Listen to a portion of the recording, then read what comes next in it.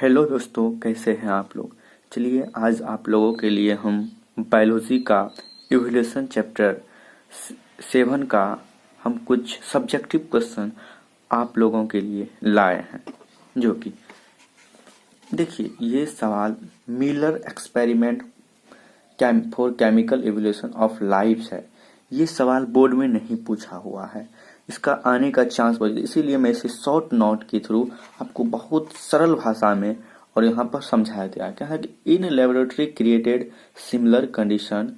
इस पहला पॉइंट डाल देना है। दूसरा पॉइंट डालना, he was created electric discharge in a close flux containing CH4 methane ammonia H2 and H2O vapour 800 degree Celsius. और उसमें बाद में जब इसका एक्सपेरिमेंट हुआ था तो उसमें क्या प्राप्त हुआ था, उसमें एमिनो एसिड्स ऑब्टेन हुआ था। और आफ्टर कंडेंसन और कंडेंसेशन के बाद, तो यहाँ पर दोस्तों यहाँ थोड़ा सा फिगर डायग्राम कर देना है और यहाँ पर शॉर्ट वे में आपको लिख देना है और यहाँ पर आपको 2 नंबर आसानी से प्राप्त हो जाए। इसका अधिकतर चांस है इस बार आने की अपना बिहार बोर्ड एग्जाम में। दूसरे सवाल की तरफ बढ़ते हैं, जो कि होमोलॉगस ऑर्गेन होमोलॉगी या फिर डाइवर्जेंट कहा जाता है, क्योंकि ये पूछा हुआ सवाल है। ये 2011 में पूछा हुआ सवाल है। इसको मैं फिर से दोहरा दिया क्योंकि बिहार बोर्ड अधिकतर दूसरे सवाल को ही, पूछा हुआ सवाल को ही रिपीट करता है।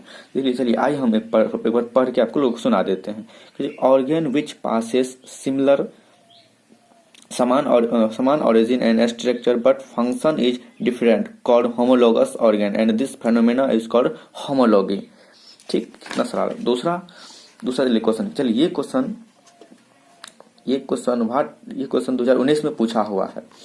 What is analogous organ and give 2 suitable example. Analogous organ and उसका 2 सुटेबल एग्जाम्पल के बारे में बोल रहा है। चलिए इसमें 2 पॉइंट डाल देना, क्योंकि सब्जेक्टिव क्वेश्चन है, उसका लॉन्ग नहीं ले जाना है। तो शॉर्ट में पॉइंट टू पॉइंट जवाब देना है। Dissimilar in origin but similar function, it slow convergent evolution. दूसरा पॉइंट, और इसका एग्जांपल हो जाएगा birds and bed wings of insect. ठीक, चलिए तीसरा क्वेश्चन के हम तरफ बढ़ते हैं। मैकेनिज्म ऑफ एवोल्यूशन, क्योंकि ये देखिए ये पूछा हुआ सवाल नहीं है, क्योंकि हम अपना माइंड से डालें, क्योंकि इसको आने की चांस इस एग्जाम में अधिकतर बन रहा है। पहला पॉइंट डालना है कि Darwin variation are small and directional. माने डार्विन जो वेरिएशन लाया था उसका बहुत छोटा वेरिएशन था और वो डायरेक्शनल था, वो किसी एक डायरेक्शन में पाथ करता था। और दूसरा कहता था according to Hugo de Vries mutation caused variation called सल्टेशन।